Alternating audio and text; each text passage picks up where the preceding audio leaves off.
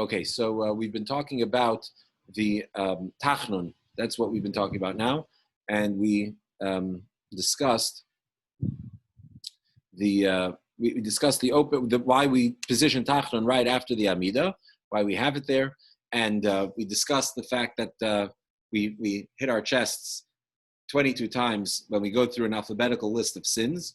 And the reason, so what exactly, how do we hit our chest? So what do? So we take a closed fist and we strike our chest right above the heart. There's actually two opinions as to exactly where you strike it, whether you strike on the heart or right above the heart. So it's either on the heart or on the chest. So the Chabad custom is we do it on the chest, slightly above the heart. Or in other words, at one of the entry points into the heart, which is significant because why do we strike our chest? Well, one of the reasons we strike our chest and right above the entrance to the heart is because it's as if to say that it's because of our heart that we've committed these sins, right? The sins of... Can anybody hear me? Yes. Why? I noticed, supposing you hadn't done any of those sins, if you read the English, right? I haven't done that, and I haven't done that. Right. So it's like you remind me of the story of the guy who would say this, but he wouldn't say I've committed any sins. He would say Ashamnu, but God knew, Gazal knew. He would ask the question. In other words, he was saying, no, I haven't committed any of these sins. Right. It's all in the way you sing it. But the point is that the reason we say it, I mentioned it last time. We actually say it in the plural, not in the singular, and that's because it indicates that we're all connected and that we're all responsible for each other and accountable for each other. So even somebody who hasn't actually specifically committed that sin can't find anywhere in their heart that committed any even form of that sin. So that's the idea, is that it reminds us of our collective responsibility to each other.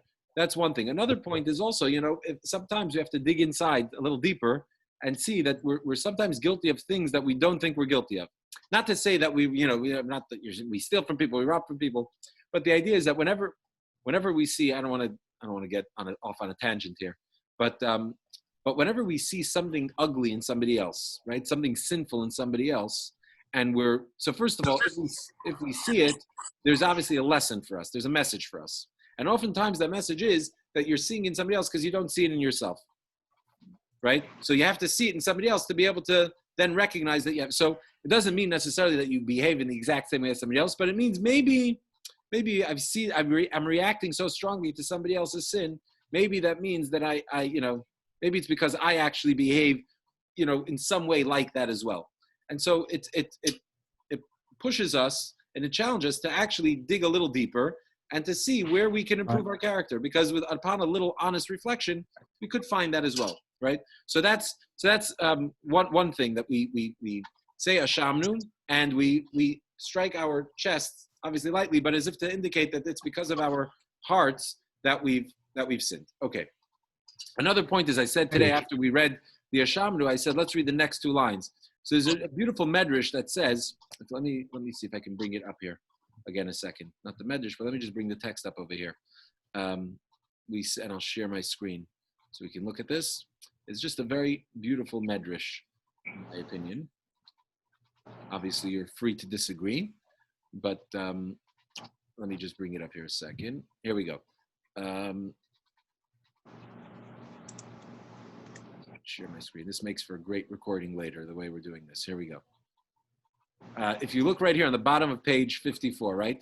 We say, Sarnu mitzvah, we have strayed from your good precepts and ordinances, and it has not profited us. Indeed, you are just in all that has come upon us, for you have acted truthfully, and it is we who have acted wickedly. That's simple. The Medrash says that God says to the angels and to his heavenly court, by the way, again, we're in Vidoy, we're Tachnun, we're sort of confessing our sins, we're admitting some guilt, we're asking, for forgiveness and not to be judged harshly, right? So this is like we're in a very vulnerable spot at this point where we kind of come to God, right, with a great sense of humility. And listen to how God reacts when we say this. God says to his angels, his heavenly court, he says, the Jewish people haven't had it very good for too long. Right? For too long, they've been suffering. I've kicked them out of the land. I've destroyed their temple. They've been anti-Semitism, exterminations, Holocaust. They've been dealt a very terrible hand in everyday life, right? And it's all obviously God's doing. And God says, but look what happens. Look what they say. They accept upon themselves everything, and they say, you are just in all that has come upon us. You're the one who, they say to God, God says to his angels, he says, look at how precious, look how special these people are, that with everything that's befallen them, they say that I am just, and they're the guilty ones.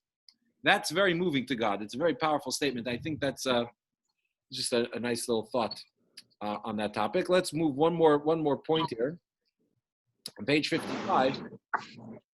So you look at we have the top paragraph on page 55. Kel erech hapayimata, right? You're a God who's slow to anger. This paragraph is an introduction and opening to the paragraph that follows, which is the middle paragraph on the page, which is the 13 attributes of divine mercy, right? So this is sort of like an introduction to that 13 attributes of mercy. And you'll notice, if you look at it in the Hebrew, it's kind of like a poem. It reads like a poem, right? So you've got the first stanza, Kel erech hapayimata uval harachamim nikreisa, derech teshuva hayreisa, gedulas rachamecha b'chasidecha, tiskar yom v'chol yom lizera yedidecha. See, if I just sing it like a poem, you hear the rhyme, yeah? Teifen eleinu berachamim, ki atahu bal harachamim. V'sachnun u'visvilan b'panecha nekadem, ki hoidaita la'anav mikedem. V'charein apcha shuv, ki moi v'seirascha kasuv. Right, so that's sorry that I sang it more like a nursery rhyme. It's far from it, but it's an interesting little paragraph that's written sort of in rhyme form as a preparation to the 13 attributes of mercy, which we will talk about in an upcoming in a little upcoming insight after that.